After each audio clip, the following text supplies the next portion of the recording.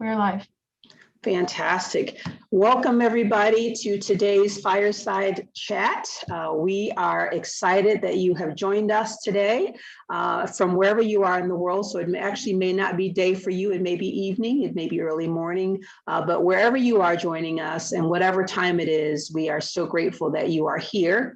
And I am Sandra Upton, Vice President of Global Diversity Practice with the Cultural Intelligence Center.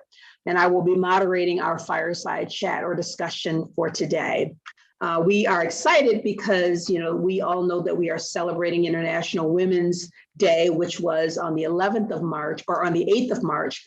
But we intentionally wanted to do this discussion post that day, just because we know that the conversation is one that needs to be ongoing when we look at celebrating women, but also talking about some of the challenges that women continue to face in our organizations around the globe. And so we thought, let's wait until some of these other activities on that day are done, and then come back and have another deeper conversation around looking at women and inclusion and cultural intelligence in the workplace. You are joining us live via our YouTube channel. Some of you may also be watching us on Facebook. And just a few notes related to our conversation today. You all are being muted, but there is going to be an opportunity for you to ask questions via the comment section. So as we begin our discussion as a panelist, you can go ahead and type your questions in the comment section there, and we'll be monitoring those. And then on the back end, we're going to take about 10 or 15 minutes to try and respond to as many of those questions as possible. For those of you that want to be able to follow up and listen to this event again, it is going to be recorded, and you'll have access to that 24 hours after today's discussion right on our website. Or if you have friends who were hoping to join today, but they could not, you can let them know that as well. We, as some of you may know, we did have a drawing that we did to give away one of our workshops and or some of our products. And the winner of that drawing will be announced at the end of our time together today. If you've not already, we want to encourage you to subscribe to our brand new YouTube channel. So again, you are joining in through that right now, but we'd love for you to subscribe so you can stay updated on some of the latest things that are happening at the Cultural Intelligence Center and stay connected with us in that way. So before I introduce our amazing panelists, I just want to give a little bit of context to our conversation today. I was really disturbed and intrigued by some data that I saw towards the end of 2020. It was a statistic that had come out of the Department of Labor here in the US that highlighted the fact that there were 144,000 people who left the workforce here in the US in December of 2020 alone. Of that 144,000 people, 100% of them were women. And that was just a very shocking statistic for me to see. And so for me, it raised the question, why? And I'm sure that there are many factors that contributed to that mass exodus. But I'm also convinced that that one of the dominant factors has to do with the fact that our organizations, not just in the US, but around the globe, are really still struggling with creating environments where women are not just celebrated, but are truly given opportunities, given promotional opportunities, but also creating organizations where the policies and practices and structures are designed in such a way that they create an inclusive environment for women. And so today, that's what we want to talk about. And I have been talking all along as we've been preparing for this, just acknowledging the fact that this is certainly not just a US problem. And so that's why I've invited women from across the globe who are leaders in this space and experts in this space who can contribute to this conversation and really highlight for us what are some of the unique challenges that they're facing and seeing in their part of the world. And then we want to come back after we talk through some of these challenges, be able to give you a few culturally intelligent strategies for how you can think about and help your organizations move us in the direction of creating more inclusive and empowering spaces for women. I did want to just highlight a few interesting statistics specific to the US. I'm guessing a number of you who are listening in, particularly those of you that are from the US, may be familiar with the famous Women in the Workplace study that's done annually by McKinsey and Company, a very large global consulting firm. They have a huge presence in the US, but they do a massive study here in the US looking at sort of the state of women in the corporate space. The report that they produced is about a 63-page report that's very detailed. And I had the opportunity to read through it. And again, just a few things, several things jumped out, but a few things that I want to highlight that really I think are very relevant to the discussion that we're going to have today. So, you know, we are going to really dig into the issue around inclusion, but you cannot talk about inclusion without talking about diversity and representation. So I thought the slide that you all see in front of you to be quite telling. So this just looks at women here in the US and does a comparison between women and men, and also breaks it down further by looking at women and men of color in comparison to white men and white women, and what the representation looks like here in the US. This was at the start of 2020, but these numbers didn't get much better as we made our way through the year. In fact, the pandemic only worsened the challenge. But you can see the numbers for yourself. And bottom line, you know, women and women of color still make up a very small percentage of those in key leadership roles. If you look at manager, senior manager, VP, senior VP, and C-suite, those numbers are small. And in particular, when you look at women of color, the numbers are incredibly small. They go into the single digits. So we clearly still have a major issue just in terms of representation. Then if you look beyond that, you've got a small representation of women in the top tier in the C-suite in our organizations. And again, that gets worse for women of color and in particular African-American women. But then on top of that, you look at the fact that 1 in 4 women, this is in the US, are contemplating downshifting their careers or leaving the workforce. That actually equates to about 2 million women on top of, you know, the 144,000 who left back in December of last year. But even as we make our way into 2021, you still have a large number of women who are struggling in the work environment and who are contemplating needing to make some different decisions because of that. When we look at some of the challenges or some of the reasons why women are leaving or feeling pushed out of the workforce, you can see on the screen here a few of those top issues. So lack of flexibility at work, feeling like they need to be available to work at all hours, always being on, the competition between what they have to do at home, especially in the midst of COVID, and particularly for those women who have children. Worry that their performance is being negatively judged because of caregiving responsibilities during the pandemic, and also just discomfort in sharing the challenges that they're facing both in the workplace and at home. So lots of reasons and challenges that are encouraging this potential mass exodus of women from the workplace. And as I mentioned earlier, it gets even worse for Black women and African-American women. And you know, when you look at all of these statistics, just imagine that they get a bit worse when you look at this particular group. And I thought this particular statistic was quite interesting. When we look at the idea of creating inclusive work environments, you know, you can see across the board that women overall feel less comfortable bringing their whole selves to work. But then when you add that layer of women of color, and in particular Black women, those numbers just jump up significantly. And then you tack on the fact of just racial violence and the issues that have been happening in the country outside of our organizations that's absolutely impacting women of color in the workplace. So again, all the more reason why we need to be having this conversation and talking about the why is this happening, and then more importantly, talking about what is it that organizations need to do in order to turn the situation around and move us towards a trajectory where they really are creating spaces that are culturally intelligent and becoming more and more inclusive for women. So with that, I want to now give our wonderful panelists an opportunity to introduce themselves, and then we're going to get into some deeper discussion around the very things that I just talked about. So with that, why don't we start with Anadita and let her introduce herself.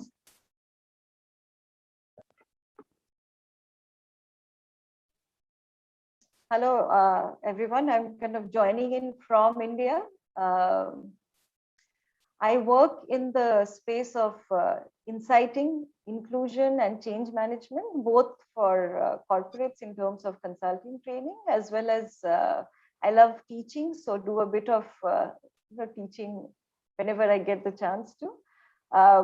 Really excited to be here. I'm part of the international team at the Cultural Intelligence Center as well. Have been working with them for quite a few years now.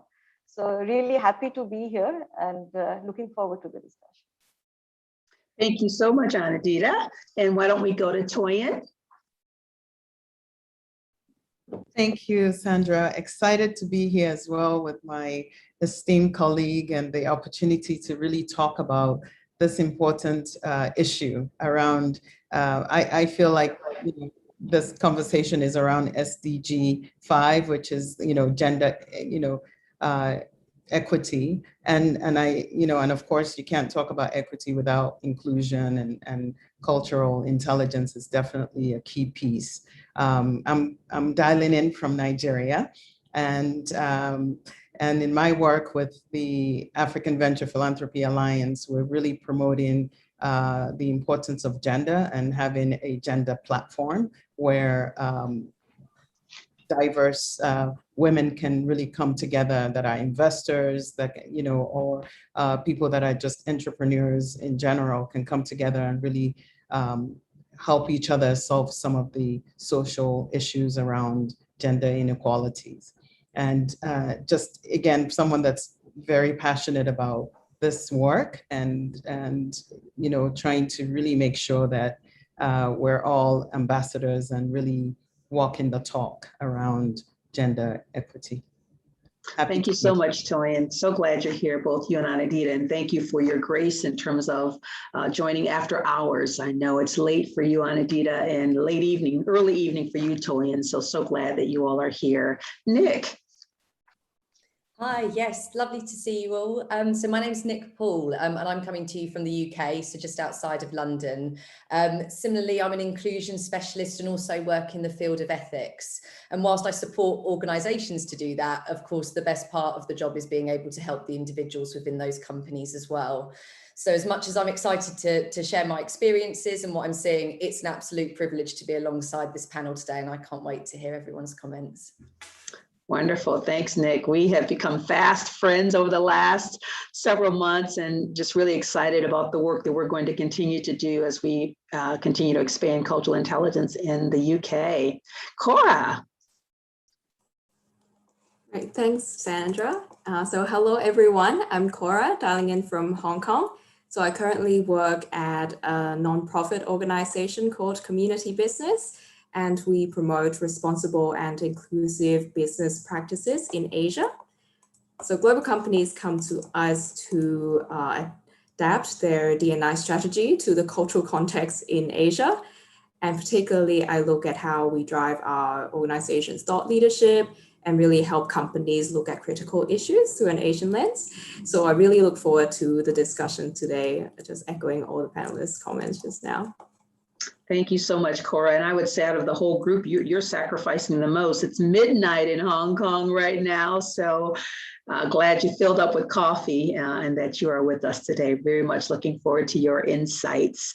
So let's get into the questions. I know that the folks are anxious to hear your thoughts and expertise on this really important topic. So I'm going to come back to you, Anadita. And first of all, ask you, does that Department of Labor statistic surprise you? So that's part one. And then part two, how are you seeing the pandemic impact women in the workplace in India? You asked me if it surprises me. No, it doesn't. I mean, data after data have been pointing towards that. And we have seen that, the pandemic has affected everybody, but women, working women, have been worse hit. It saddens me. If I were to add another one, I think it saddens me because it's like taking 2 steps forward and then suddenly pushed another, 3-4 steps backwards. In terms of how, you shared what, you've kind of seeing in the US, a lot of parallels there, but I'll talk specifically about how it's happening in India. Women across the board, whether it's, small time entrepreneurs, or it is women at the lower segments of the society in terms of socioeconomic strata, or working women in organization, in more formal organizational structures. It's been a tough journey, and some of the things that have impacted them the most, and looking at it also from an Indian cultural filter. One is, of course, the additional childcare, domestic chores, the household, elderly care. And to look at it from the Indian perspective, our households are not organized around self-sufficient. I mean, we always have the support staff. I mean, beyond a certain economic criteria, you have support staff. So the household is not designed with machines and how you handle it. So it was a sudden change that, so I mean, there is data that's talking about from a 5 hours workload, if you compare to additional workload for men, it's like a 5 hours for women vis-a-vis 1 to 1.5 hours for men. So kind of, if you do the math, how much they have to add on. That's like, then there is also the huge mindset around, we are, after all, a patriarchal, we are a hierarchical society. So if you look at, the primary caregiver role is for the women and primary wage earner is for the men. So, whenever one is doing the other thing, it's kind of a nice to do. So even in terms of responsibility and sharing, there were a lot of pressure that the woman in the household had to take on, apart from the additional work. And to top that, of course, from a work front, I mean, in India, we saw it. I mean, the initial 3-4 months, people were, we are going to make this work. This entire, work from home, the pandemic cannot stop us. So it was like, the organizations were running with all engines kind of, on full steam. And a lot of that pressure meant that also, Sandra, you mentioned it, I was looking at it in the data that you shared. People were continuously online. They had to show, they had to demonstrate. And India is a relationship-based trust culture. Transactions do not bring in the trust. So we had to also demonstrate that we are continuously working for the managers or whoever. So some of these things, I think, brought in a lot of pressure. And there was no time for women, especially to, there was no transition between roles. There was absolutely no separator.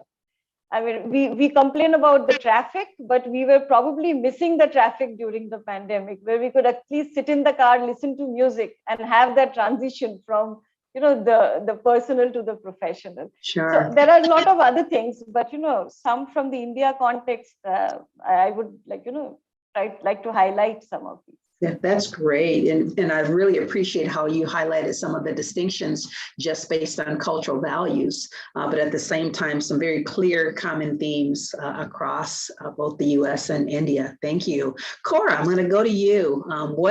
Were you surprised by the statistic, and how is this showing up in Hong Kong and other parts of Asia?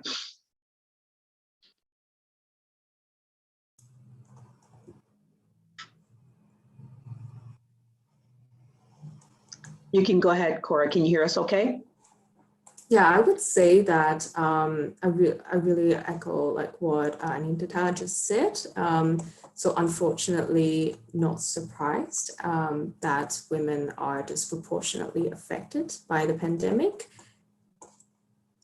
Oh, can you hear me okay? My Yes. internet was a little fussy just now. Apologies. Yes, we can hear you. Okay, great. So I was just saying that unfortunately, I'm also not surprised that women are disproportionately affected by the pandemic. I would say the situation in Hong Kong, fortunately, compared to other parts of the world, I would say the pandemic is slightly more under control. That said, I think women are still taking the toll of the effects. And I think it's interesting that in the slides you also highlighted caregiving, and Anita, you also highlighted that just now. And I think in Hong Kong, one thing I'd add is that sometimes employers might have this misconception that women get, if they can get affordable childcare options, like live-in domestic workers help supporting the care work, then it means that they would have enough time to dedicate to their work and can just focus on work rather than their family responsibilities, when in fact it is not true.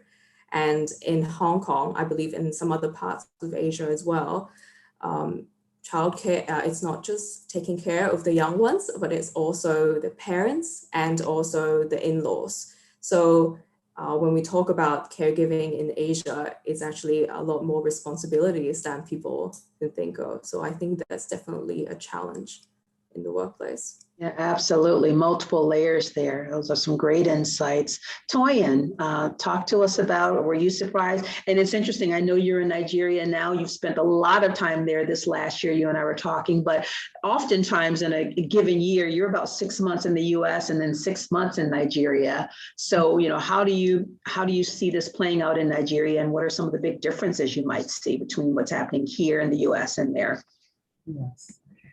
Thank you, Sandra. Again, like my other colleagues, I would say that I'm not surprised that women are disproportionately affected by the pandemic. And specifically in Africa, I'd just like to, quote some statistics that were said in terms of even a forecast about the pandemic, and then to specifically talk about the impact on women, especially related to the micro enterprises, small to medium-sized enterprises, in which in Nigeria specifically, a lot of women are part of that sector.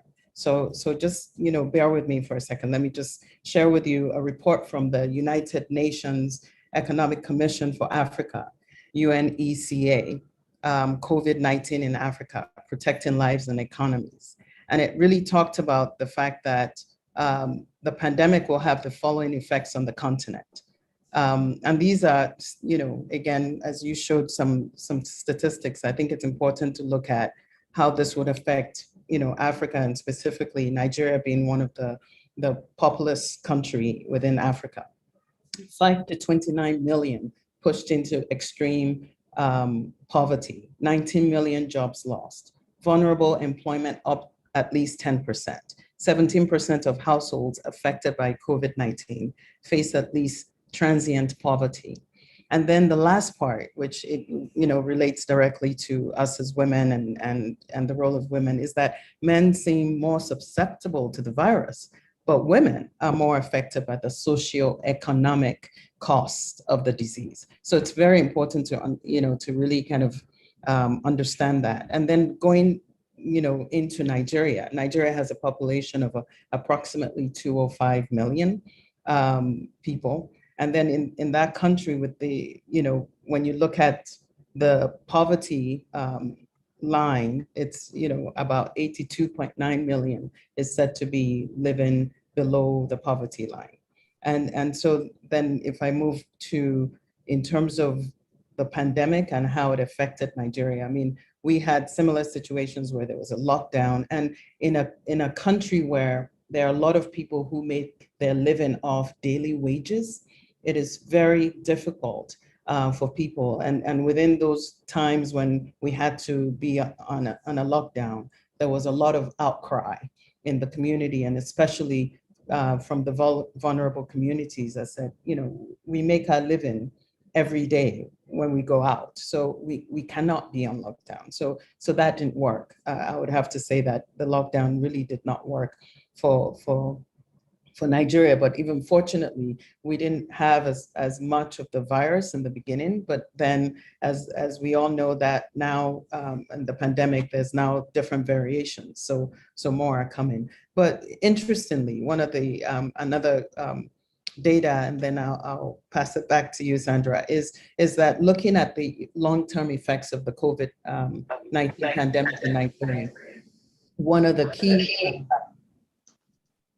areas that it shows up is that approximately 80% of employment in the country is within the MSME sector. And so this has a direct adverse implication for women-owned businesses, which operate predominantly within that sector. So Sure. I'll just stop there. Yeah, fascinating statistics. Interesting. Nick, why don't you share what's happening in the UK? And did these statistics surprise you? Yeah, it's kind of like Anindita said about, did it surprise me? Like, the scale of the issue didn't surprise me, but nonetheless, seeing 100% written down did. And to do a shout out to a brilliant woman in my life, Dr. Susie Crowe is one of my best friends from university and is a statistician. And she would be proud of me to be able to say that also, when you see a stat like that, it is important to look at what lies underneath it and to see the original research, which of course we've all done, but it's one of the biggest practices, isn't it? These headline grabbing figures, we've got to understand what sits beneath it. And so another stat to introduce to the topic came from the not-for-profit organisation CARE, and this isn't unique to the UK, but I can talk about the experiences that I've seen, which is that women reported a 27% increase in the strength of their mental health issues, compared to only a 10% increase of that strength from men instead. And so it got me thinking about, well, what really underlies beneath that, and specifically within the workplace. And, you know, Toyin, where you were talking there about the socioeconomic impact, I really think what I've heard from my friends and family is also the socio impact, the social element of being within the workplace. And I think we forget just how much friendship, support is drawn from the colleagues alongside us. And whilst it doesn't indicate a full increase of that difference between men and women, perhaps some of those friendship groups that are drawn from there and that connectivity has been a major factor. Not to mention the fact that there are so many different plates that women are spinning in order to make sure family and work life is connected and working all the time. So I think it's been an incredibly stressful time for women. And I can imagine that one of the things that people are most looking forward to is the world opening up so they can reconnect again.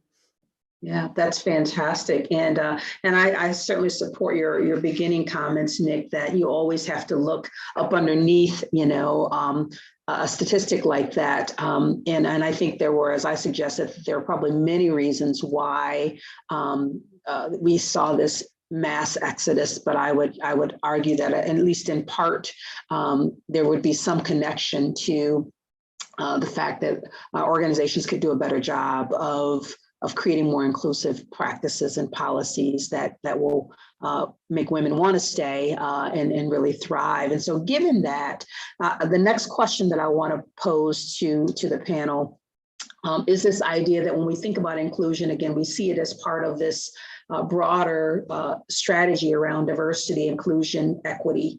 And most often, not always, but in many instances, organizations can sometimes focus very heavily on the diversity. They want the representation. And as you saw from the earlier slide that I had, even with that, we're still struggling with where that representation lies across the organization and at various levels. But nonetheless, we do sometimes see organizations focus on diversity and not enough energy and focus on the inclusion part of it. On a fundamental level, you know, when you think about that being a potential weakness in our organizations, what is it that they need to do better or differently to attract, but also retain, support, and promote women inside their organizations. So I'm going to come back to you, Anadita, and maybe have you speak to that a little bit. How can we make sure that we're focusing on the inclusion piece and then allow that to make its way into supporting, retaining, promoting, and supporting women?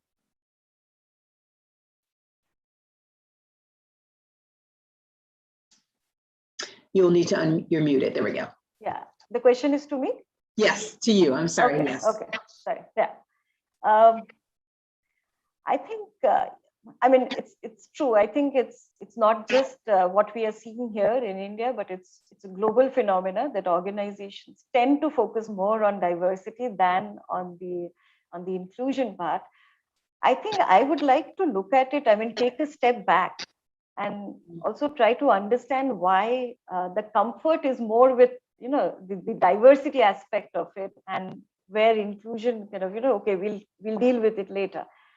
I think one of the issues is with the framing per se, right at the fundamental level, how diversity and inclusion is framed.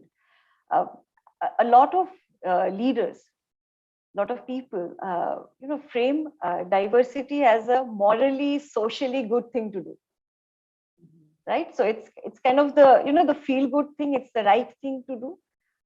Now, keeping that in mind, getting the numbers, focusing on, you know, representation, hiring, you know, diverse candidates, kind of takes care of that part of the problem. You feel good about an organization. Okay, we are doing, and it's easy to rattle off the numbers that I've got X% this, and you ask anybody and they'll just start giving you numbers that we have done this, we've done this, we've done this. It's the quantified aspect of D&I, the diversity. Also, another thing, I don't know if it's there across, but this is something I have noticed that for many organizations, D&I is a part of HR. And somewhere I think, and a lot of people who are handling D&I are HR with an additional responsibility of D&I. So somewhere that comfort with, you know, the talent, the recruitment part, I think just gets extended into D&I. So you are operating within your comfort zone. But what we need to understand is to move the needle. Unless we focus on inclusion, it's like, you know, pouring more and more water into a bucket which is already leaking. Mm-hmm. So it's kind of really not helping that much. So when we look at, you know, addressing it, how do you bring inclusion? I think, and there is, I'll refer Professor Scott Page. His work is really amazing, and he's talking about this entire framing thing, that diversity and inclusion needs to be framed not just as a morally and socially good thing to do, but look at it as an asset. Look at the bonus that a diversity brings in, both from a cognitive perspective, like you kind of bring people who think differently, who have different life experiences. And that adds a lot of value when you are looking at solving complex problems, when you're looking at, I mean, you look at any innovation, design thinking, scenario planning, they try to get people who think differently from very different experiences. And identity diversity, if an organization invests in, they're able to bring that to the table. That's one. I think the framing is very important to get it right. Apart from that, I think organizations in moving from diversity to inclusion need to focus on processes as well as mindset. Mm-hmm. I mean, you know, just one will not work, because if you have the processes, but the mindsets are still, you know, filled with biases, the process is going to fall flat. And if you build mindsets, but the processes are not in place, people leave, and then you're back to where you started. So I think kind of maintaining the balance between the two is going to be very, very critical. I mean, there are other things also, but I'll not take up much time. So I'll love to hear. I think that's great. I love that. And I think you're spot on when you talk about, so even when they do focus on inclusion, like you just suggested, the tendency even then is to only focus on the mindset or individual development, which is a critical piece of it. But if you just focus on that and not focus on the systems and those policies and practices, you're going to be limited. And likewise, the opposite. So you absolutely need both as part of that strategy. Excellent.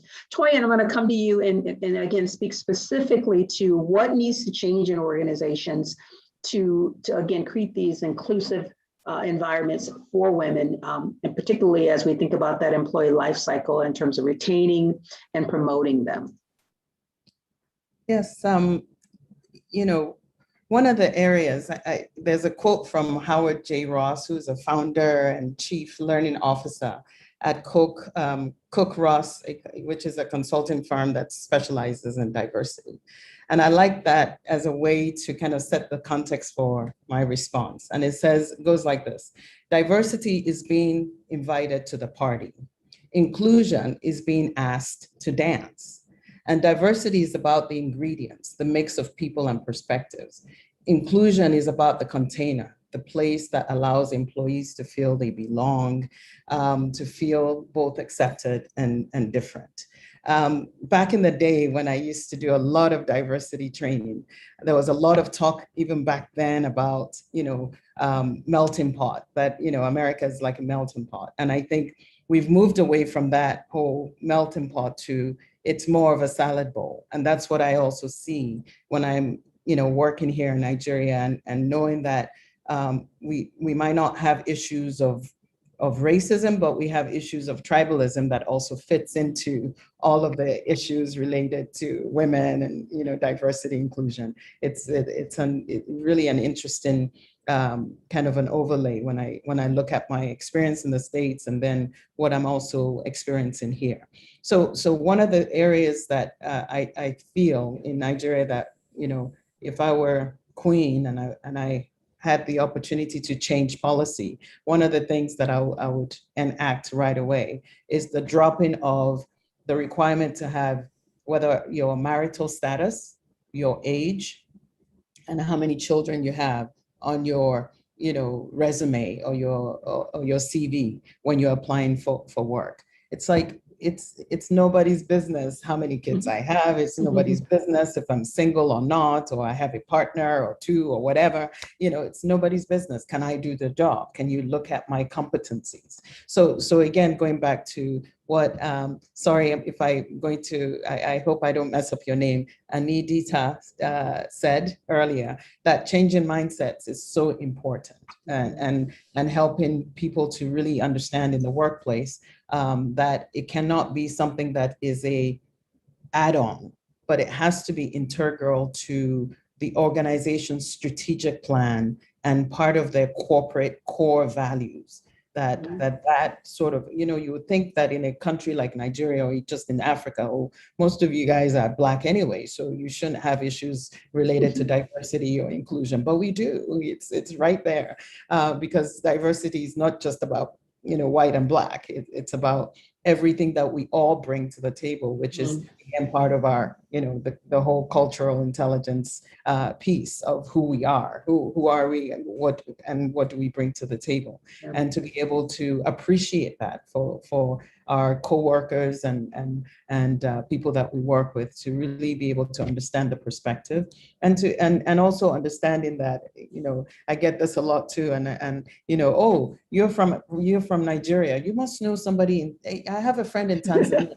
It's not one country, it's a huge continent, and there's so much diversity within just even the difference between West Africa and East Africa and Southern Africa, and then Central Africa, and then Northern Africa, which, it's what, depending on what the climate is, they like to be considered Black, and sometimes they don't like to be considered Black. They're more Middle Eastern, so it just, it's that whole, all of those pieces that come into, again, how that influences women and how the cultures within everybody's country really kind of look at women. And I would say that definitely in Nigeria, there's a lot of work that we need to do. We've made a lot of strides in terms of women leading so many different corporate organizations and heading top tier banks as chairman. We actually have currently 3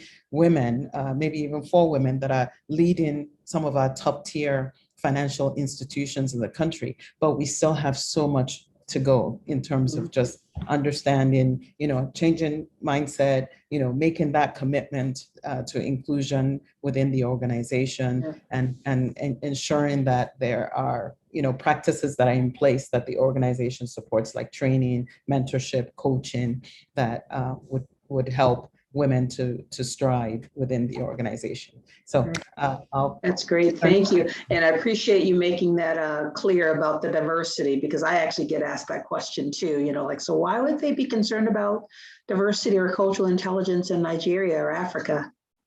For lots of reasons, many of which you highlighted. So thank you. Cora, what do we need to do to really shift to this idea of making inclusion an important piece of the work, particularly as it relates to women?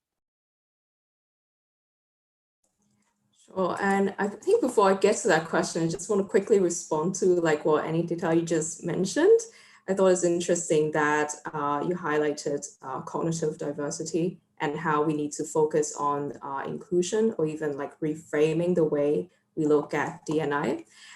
So that reminds me of a recent project that I'm working on. So speaking to different companies, talking about how they address cognitive diversity and whether they have a language around that.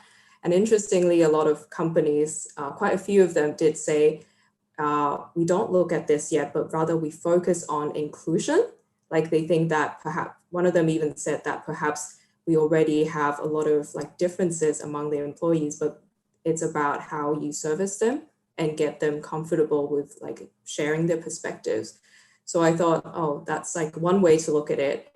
But just going back to your question, Sandra, I think one of the difficulties with inclusion is because many companies struggle to really find effective ways to measure it, but what gets measured gets done.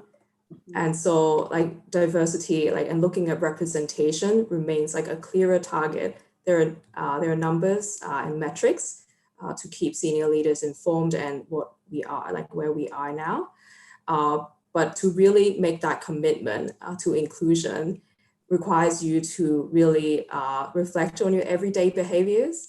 And it's small things such as taking the time to understand your subordinates, what they really want in their job, or making space in a meeting and making sure that all your team members get heard. I think it's little things like that that could sometimes get neglected when everyone is busy. And that's why the inclusion piece can sometimes get neglected. Sure, that's great. Thank you, Cora. Nick, your thoughts about how do we move that inclusion needle specifically for women?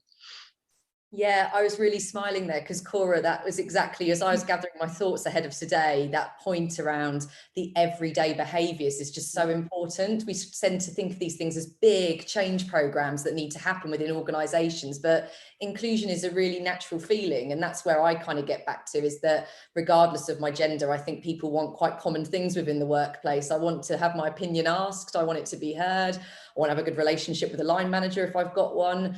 But when I thought about what could be done within the workplace and what would give women more confidence, is transparency. Transparency of processes and really explaining to people what they can ask for, and also not always waiting for the woman to ask, actually going to them and offering it up. So points of flexibility, that promotion, dare I say that pay rise, they don't have to be these cryptic negotiations where you don't really know where the other party stands. If organisations can be more transparent about how you can ask, line managers are listening out for what their people might need around them, surely that's going to help everybody to be more confident and achieve better equity within the organisation.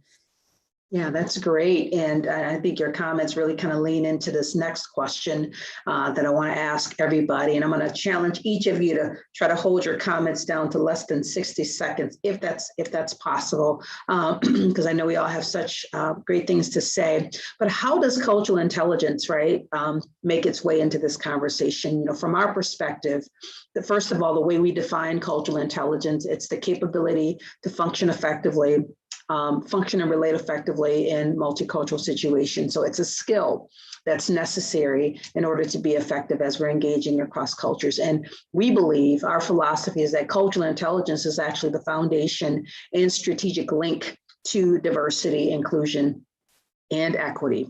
What's your take on that, and specifically thinking about CQ as it relates to inclusion? And why do you think it's a necessary strategy for addressing inclusion in the workplace, specifically for women? So I'm going to come back to you, Nick. We're going to switch it around a little bit here and maybe have you speak to that a little bit. Yeah, so I think my response to that would be is that for me, cultural intelligence as a framework or as a way of being a behavioral trait is taking yourself off autopilot. And being really conscious about every interaction that's being made, right from how motivated you are to have it, your knowledge around how you're going to approach it, that's strategy, and then making sure you put it into action. And so specifically for women, I think that it's not a specific point in the employee life cycle, but we need to apply CQ to every part of the life cycle, address it and see what are the different tweaks that we can make to recruitment processes, retention, flexibility, policies, and also people are going to leave your organization. How can you make that a great experience for women specifically? So shine a light through that lens, but use the framework to guide the way. Yeah, I love it. That's great. Toyin, what are your thoughts? Why is CQ important to addressing inclusion in the workplace, especially when it comes to women?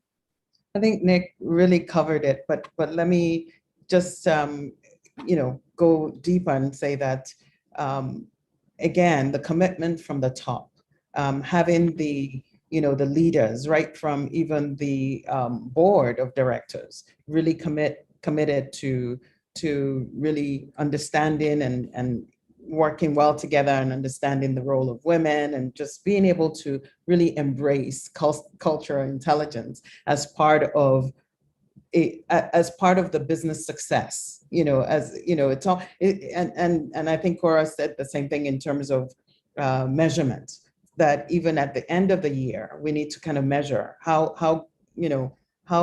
have we improved in our organization processes and procedures, and how we relate to one another within the organization. What are our recruitment and talent management practices, in order to really kind of draw out of people what all the different experiences that people have that would help our products and services in our organization be more useful to the consumer.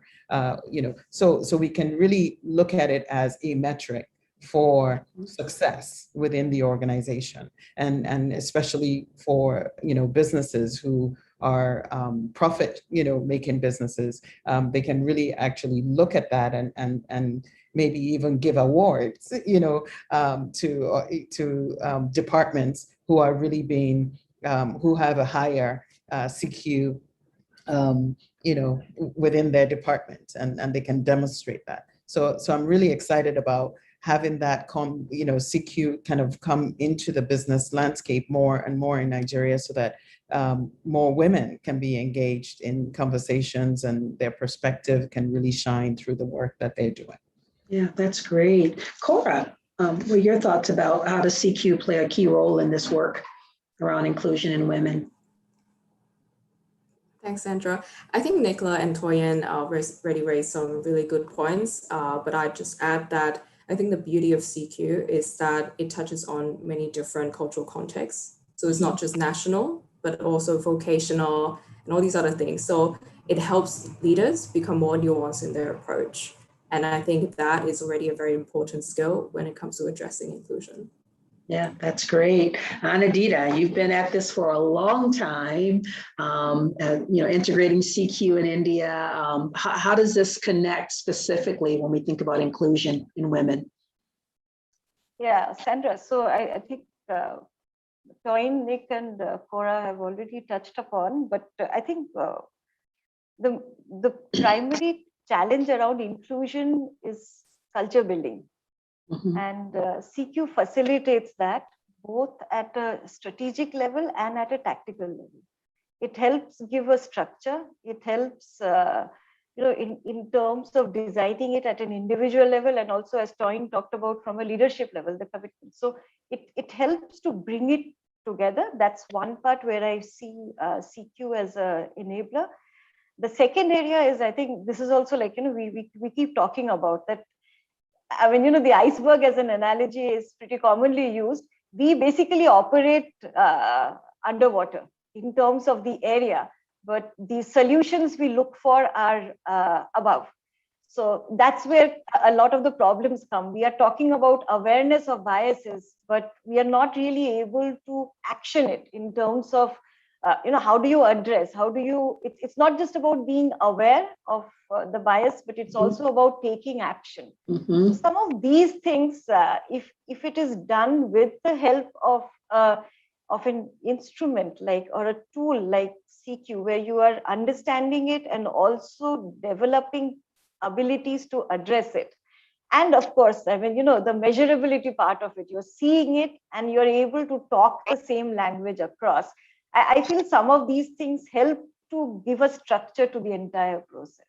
Sure, that's great. So the next question that I wanted to ask the panelists are some more specific best practices. So you've talked about several things at high level, leadership commitment, and we've got to look at policies, but also change the mindset of people. You got to do both. Are there any specific sort of proven CQ strategies that you've seen implemented as it relates to inclusion and women that really have moved the needle in organizations that either you've been a part of or that you are working with in the capacity as a consultant? So any specific solutions, proven solutions that you've seen? So for example, again, using leadership commitment as a very important piece of the process, but what does that look like, right? Any best practices around what does that commitment actually look like? I think that's what people are mostly hungry for, is how. So how do we do this really? So I'm going to come back to you, Nick, and ask you to share some thoughts, or maybe even just one very specific thing that you've seen that's really made a difference as it relates to CQ and inclusion. Yeah, thank you. I think the biggest principle, which can be applied to any policy, but at the same time, there's ones where it's more obvious, is about wherever possible, equalizing the policy. So rather than it being specifically and solely for the benefit of women, that the acknowledgement that in order to make it more normalized, that the benefit has also got to be for men to uptake this. So flexible working will undoubtedly benefit women, but actually it shouldn't be exclusively for women if we're to make it more normal. And we could work the way through parental leave and so forth from there. So the organisations that I'm seeing make great waves for women. For example, Vodafone are a big employer within the UK. They've gone to great lengths to look at how can we equalise our policies. That's great. Great example. Anadita, one example you can think of? Yeah, so, and this is also, I'm linking it to a research that we have recently done on work shift and how, the changes brought about by the pandemic. So one of the, the hub where a lot of inclusion work or culture needs to be done are the line managers. And using CQ to help them understand, take them through the journey of the motivation, the knowledge, the strategy, and the action, but also feeding it. I mean, I'll just give a quick example there. For instance, if you see that, the managers are, there are trade-offs, there are biases, there are, when they look at the way they are working with the women, and it could be women who are working from home or otherwise, understanding what are the the external motivators which can feed into the processes that can be changed, and kind of it could be at a performance assessment level, it could be in terms of their own areas of key result areas. So some of those cross linkages can be done using CQ, where we are not only working on developing the manager's CQ across all the 4 areas, but also feeding what you're getting and kind of enabling it through a process change. That's one. And for the same example, I'll also talk about working with women. I mean, especially today, when we are looking at, women in the pandemic, work from home is great, but it's tough also. I mean, and that's kind of proven beyond doubt. So even for women, working with them using CQ to develop the ability to work across differences, not just at an organizational context, but also to be more assertive on the home front. Yeah, that's great. I mean, it's kind of beyond the scope, but I think there are applications where we can actually look at stretching it from a process mindset, organization, and also person. Yeah, absolutely. That's great. Our time is getting a bit short. So what I want to do now, I still want to hear from Toyin and Cora, but I want to do that within the context of some of the questions that have come in, because we do want to try to address a few of them before our time wraps up. So Cora, you had mentioned earlier, made a really good point about, when we talk about child care or care outside of the workplace, it's not just the children, but it's also the parents and the in-laws. And the question was asked, how true is that for other parts of Asia and other parts of the world? And I know, I can speak specifically thinking about the US. I know in the African-American culture, it's definitely an extended family thing, a village thing. So not only do you have the important value of children, but also parents and even grandparents. So I know that's certainly a very real thing in the US as it relates to the African-American culture. But Cora, what have you seen as you've looked at other parts of the world outside of Asia? Do you see those still being core values, that it's not just the kids that people have to worry about when you look at being in the midst of a pandemic in the workplace? Oh, thanks, Sandra. I would say, just based on the research we've done of 5 markets, including Hong Kong. So we looked at China, Japan, India, Singapore. I hope I didn't miss any other markets, and that adds up to 5. But just from what we've seen in these markets, definitely in India, I would like to hear your thoughts on this as well, for sure. We do see this, and a factor then becomes whether there's availability of childcare or elder care options supporting the caregivers. Okay, that's great. Toyin, I want to see if you can tackle this question. How can we assure that DEI remain a focus and not more than the other in the workplace? So how do we trying to understand the second part of the question, but let's just stick with the first part. How can we make sure that DEI remain a focus in the workplace? And I want to tag on, especially as it relates to women.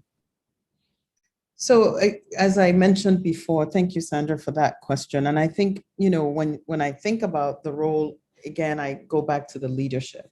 When we talk about what's going on in all of our countries in Africa, we always talk about the role of leaders. And I think they drive the change. They're very instrumental in making sure that, again, diversity, inclusion, equity is integral to the, I mentioned before, the core values of the organization, and that it then cascades down to anybody else that, and that even during performance evaluation, that's a key measure that needs to be in everyone's performance evaluation. And the other piece that I would say is, I think in this pandemic, and, now that we're kind of getting used to a little bit of a new normal, the importance of making sure that we don't cut out those training elements, those pieces that again help to develop all employees, and especially women, putting them on a track to move up within the organization. And I think it's so critical. It's a shame that even after so many years, and Sandra, that I was involved in diversity work with the Kellogg Foundation back in 1991, 92. So now, fast forward, we're still seeing a very low number of women of color in corporate positions and in C-suite positions. And we just need to do better. And the same thing in Africa, and specifically in Nigeria, that the whole notion that women cannot handle what men can handle because of the fact that they're raising kids, or because they're going to be, they're too emotional, all those interesting gender biased conversations. We really need to again, hold our leaders accountable. So I'll go back to, in real estate, they talk about location, location, location. Mhm. In this discussion, I'll talk about leadership. Sure. Absolutely. And I think, across the board, we've heard some themes. Obviously there's some clear differences in terms of some of the challenges and even solutions when we look at, this situation across the globe. But I think we all can agree that leadership commitment is critical to this, demonstrated committed by leadership. We also heard that it's important that we look at the situation both at the individual or mindset level, as well as at the systems level. And then up underneath each of those, there's a lot to unpack, whether that includes learning and development and looking at our performance review process. And, so those are all key things. And then recognizing those external factors that absolutely are impacting women's decisions and their ability to thrive in the work environment. So some really great thoughts and ideas from each of you. I want to thank you so much for being part of today's discussion. We could keep going on and on and on. Got some great questions that came in, but I think a number of them were actually answered just through some of your comments throughout our time together today. I want to wrap up our last minute or two by announcing our winner. We did do a virtual drawing, and if you're watching Audrey W. from Oklahoma State University, you are the winner of a complimentary CQ program and or access to some of our other solutions or products. And so our team will be in touch with you to make sure that you get your prize. But we thank you for joining us. And I want to just remind everybody, when we talk about inclusion, it's not just about welcoming everyone, but it's about having a culture.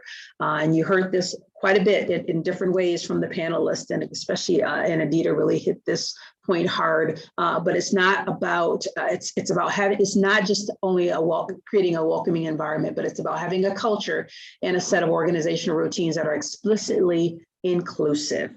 And so again, thank you all for joining us. Don't forget to subscribe to our new YouTube channel. If you want to learn more about cultural intelligence and the Cultural Intelligence Center, you can see our website listed below.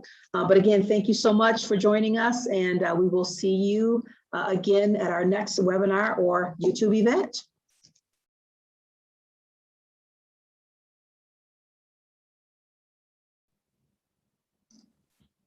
Thank you. Thank you.